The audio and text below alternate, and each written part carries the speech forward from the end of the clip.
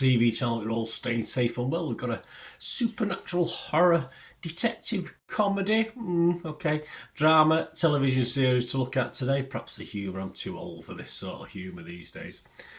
So yes, it's interesting title. A couple of anomalies in this, I'll tell you now. I thought it was okay, this. Perhaps not as much as other people, but there's one or two little queries. We'll go through it. I'm going to have a look at something called Dead Boy Detectives. Please, if you're new to the channel, push that subscribe button, push the bell notifications. Everything film and TV, series reviews like this, film reviews, information vlogs, lots of different things. Great to have your thoughts on this or anything to do with film and TV. And you will see stuff on my football team, Manchester City, on the channel as well. So any interest in that, or if you know someone who might be interested, if you're not, give a kick in my direction. But it's film and TV today. You can give us a like for this, a little thumbs up for this effort, guys. It would be appreciated. Dead Boy Detectives, a supernatural horror detective comedy drama television series developed by Steve Yockey, based on the DC Comics. I always liked DC Comics as a kid, perhaps not so much now, although I always look at them now and think, oh, I'd love to buy some again, but I'd never really read them. That's the problem. And of course, the DC Comics characters are the same name by Neil Gaiman and Matt Wagner.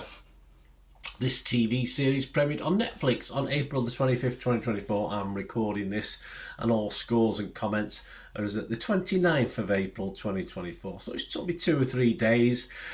Yeah, I binge watched it, but it wasn't sort of first thing I reached for to watch. But I've been away as well and stuff like that. So yeah, I can't say it took that long to watch it because I didn't like it, because it was all right. It was fine. 8 episodes, over 50 minutes an episode. So took a bit of watching, in fairness. And it follows Charles Rowland and Edwin Payne, who decide not to enter the afterlife. Yeah, why would they? And stay on Earth to investigate crimes that involve the supernatural. Quite a simple idea, really, and been done before. Probably will be done again, but hey, interesting little slant on it. We've got George Rextrew stars in this. He's Edwin. Jaden Reverick is Charles. Good name, Charles, isn't it? Cassius Nelson as Crystal Palace. I love that one. I love Crystal Palace. Fantastic name. A psychic medium she plays. Brian Cucco as Jenny Green. Brianna Cucco, so not Brian. Doing very well there. As Jenny Green, a tongue and tail butcher shop owner. I like the female characters in this. Not so much the male characters. Not for any other reason than just the people as they are. No sort of male female link in that. It's just how it is. I just don't think the guys sort of work for me as much as perhaps the female protagonists do. Ruth Cole stars as Night Nurse. She's quite good. Yuyu Kitamura as Nico Sasaki, and Jen Leon as Esther.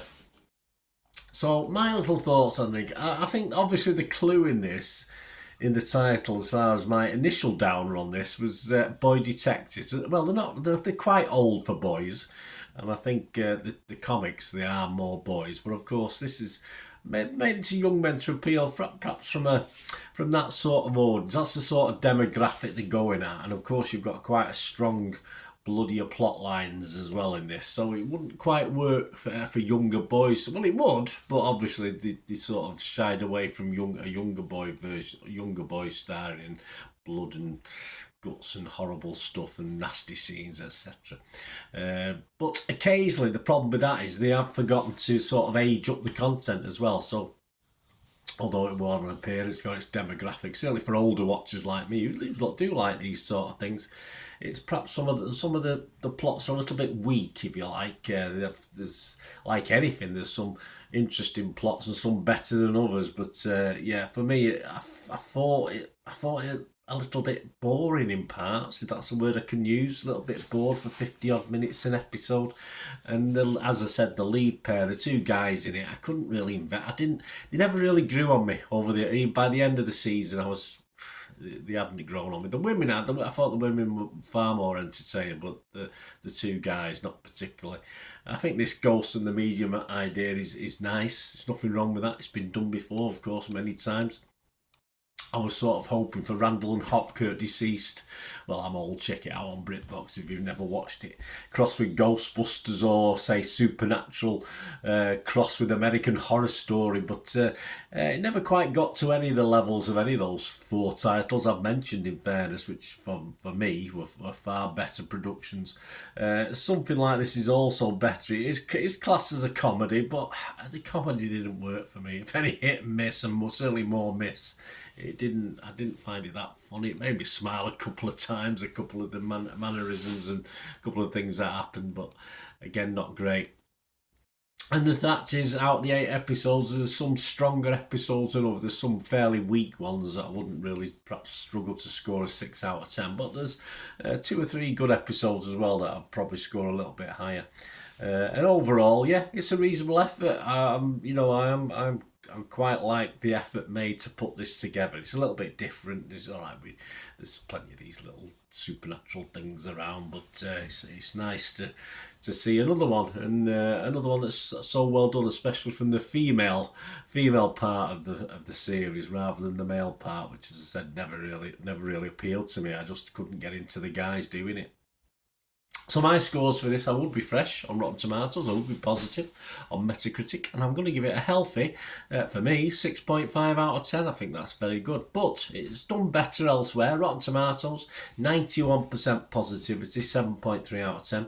That's 32 critics, 29 were fresh, and just 3 rotten. The website's consensus, Dead Boy Detectives expands the Sandman universe. Yes, I didn't mention that, did I? With an addictively entertaining paranormal fantasy with excitement, romance, and young adult angst to spare. Yes, well, we've all had it, haven't we? Even old people like me, I've had young adult angst as well. A long time, I can remember just about. Metacritic assigned a score of 65 out of 100. That was based on 19 critics, 11 were positive. Got 8 mixed, so that's a fair chunk, and no negatives. Some of the criticisms a bit like me with the writing and the plot and that sort of side of things. Rotten Tomatoes audience, 84% positivity. That's Joe Public, and the final Joe Public one we're going to look at, almost 3,000 scores and reviews as I'm recording this, and it's getting a very good. I think this might drop slightly, but I think it's getting a very good 7.5 out of 10. So it's doing okay. So let me know, guys, if you get to watch this or you've watched it and you want to hear my little machinations on it. I certainly won't put you off watching it, and it was fine. It's fine. I subscribe to Netflix anyway, so anything on Netflix, as you know, I've said it before, that's half decent is okay with me. Let me know your thoughts, guys. Great to hear from you. Till we meet again. Last one thing, don't I? Please stay safe, everyone. Bye for now.